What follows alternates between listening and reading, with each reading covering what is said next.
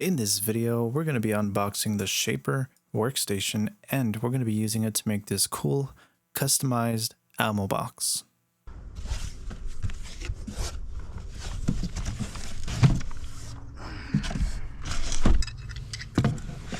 Let's put these to the side.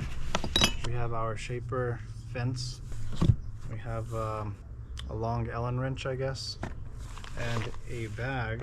Here we have a piece of MDF, a little MDF plate, and not really sure what to call this, like a little shelf, I guess. Once you lift this up is where you find the little bag right under it, and inside the bag we're gonna find some additional metal pieces, some screws, a clamp, and another clamp. Oh, we have some more stuff right here as well. It looks like we have some MDF, just your typical MDF wood, nothing special. And here we have the workstation with your little instructions right here. All right, there is the workstation. I believe that is it, aside from the manual here. So here on the bottom of the workstation we have another plate which unlocks with this tool right here. You turn these keys right there, it should come right off. Voila.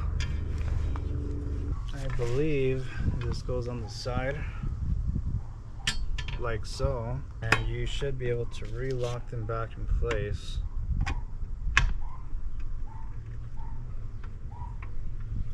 Just like that. Now, I don't currently own a proper workbench, so for the time being I'm going to use the table on my radial arm saw.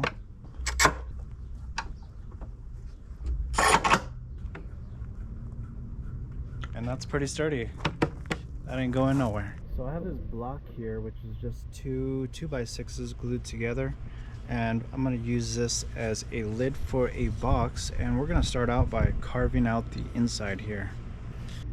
I'm pretty much just going to get some two-sided sticky tape, and I'm going to stick it on the bottom here. I would like to note that the tape I'm using is still a pretty good tape. I got it from Home Depot, but it can be difficult to get back off your wood, so I would recommend going with a Shaper tape if at all possible.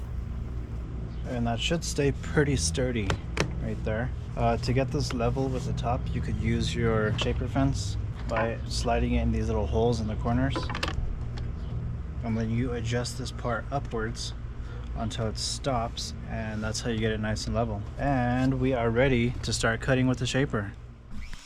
Alright, so we finally get to the good stuff. We get to carving out the lid, and what I'm doing right here is I'm pretty much just carving out the inner perimeter of the lid, and then I'm going to come back and we're going to take out the majority of the wood with a Forstner bit using the drill. And once that is complete, my little niece comes to visit me, because let's be honest, who doesn't want to hang out with their coolest uncle in the family? How long does it turn off the screen? Until you touch it. Oh. See, if you touch it, it'll go back on. Oh. It's just like a tablet, and then when it goes like kind of dark, just tap it. Yeah. Alright, baby, it is drilling time. We are now going to remove the bulk of the wood with our Forstner bit. And you can tell these Forstner bits are brand new because they are just hogging off big old chunks of wood. Now, the reason we want to drill this is so we can maintain the lifespan of our spiral bit, because even though it may not seem like it, this is quite a bit of wood for that little bit to carve out. So using other tools to remove the bulk like this is not only saving you time, but it's saving money in your pocket, considering the high cost of these router bits. Once that is complete, I come back with the Shaper Origin to make one final pocket pass on the inside so that we can smooth out the inside of the wood and make everything nice and flat, and that should pretty much be it. And you can come back and do a little bit of hand sanding if you like, or you could just leave it, but we're pretty much done with the carving for now. So here's how it's looking. We carved the majority of it out. We're gonna go deeper a little later, but for now I am going to start on this piece, which is the foundation or the bottom of the box. We're just gonna rinse and repeat the whole process. Now here we're pretty much doing the same thing we did with the lid, but for the foundation, we're doing what is called an outside carve instead of an inside, and that'll allow us to fit the lid perfectly onto the foundation. So that way when we put the lid on, it's gonna fit perfectly no matter what. Let us now have a short momentous silence, for I thought you guys could appreciate a bit of satisfying wood carvings.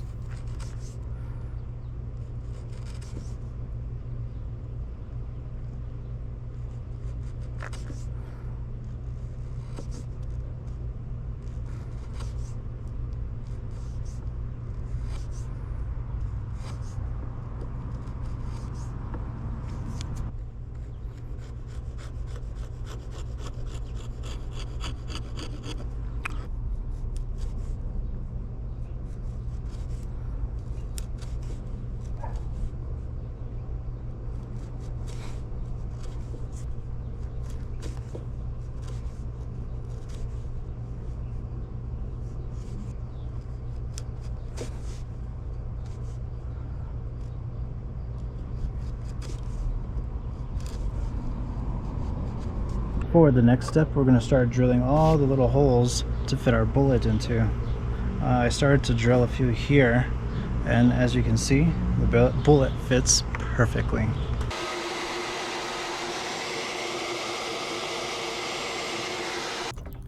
Here I'm using the chisel to pry the base off of our shelf here, but we want to be very careful because if we pull too hard, we can pull the wood apart. So we don't want to do that. Going very gently.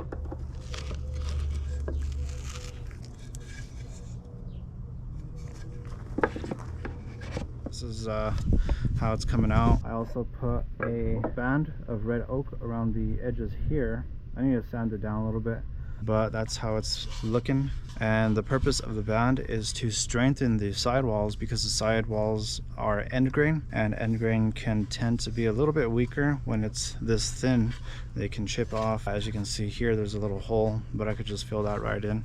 And this is the base, of course, with all the holes in it, and a bullet to show you guys the fit. It fits absolutely perfect, nice and snug, not too tight, not too loose, and the lid slides right on perfectly, as well as fit both ways. And the next step is we're gonna engrave a design on the top using SVG files. I'm not sure how well the camera's picking this up because of the reflections on the screen here, but you can see we have our design.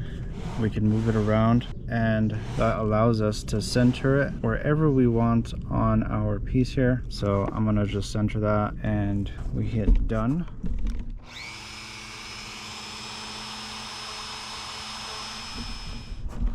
Dun, da, da, da. We have a finished and complete box. Check that out, that design. That looks absolutely phenomenal. I love it.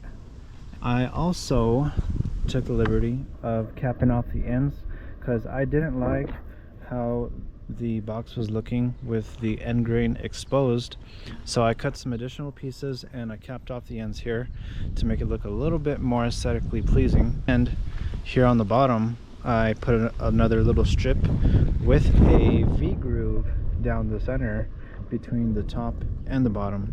And open it up, that's how it looks, and it just lays flat on the ground just like that. That is how it looks. That is my new design. I hope you guys love it. The only thing I have left to do is put an actual finish on it, so that's what I'm gonna do. Just so you guys aren't confused about why the whole picture looks red right here, it's because the sky is actually red. I did not do any color editing. It does look super cool, and I just thought I'd leave it, so now you know. I'm also going to go with a polyurethane wipe-on mix. I'm doing 1 part mineral spirits and 2 part polyurethane. Look at this. The sky has turned red. Here's a super view shot. It even looks red in the yard.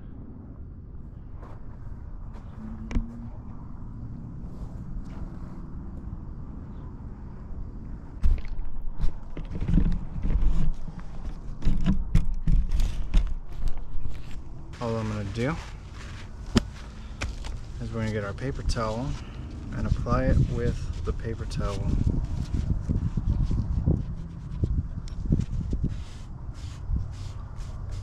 Just like that. Now when you're doing a wipe on poly, you can apply several thin coats of poly. I usually wait about 15 to 20 minutes in between each coat, and then I do a very light sand down.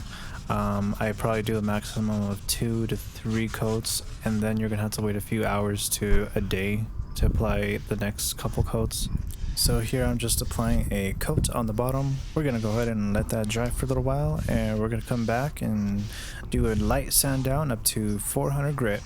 I just got through sanding this down up to 400 grit with the palm sander with the speed all the way down to 1.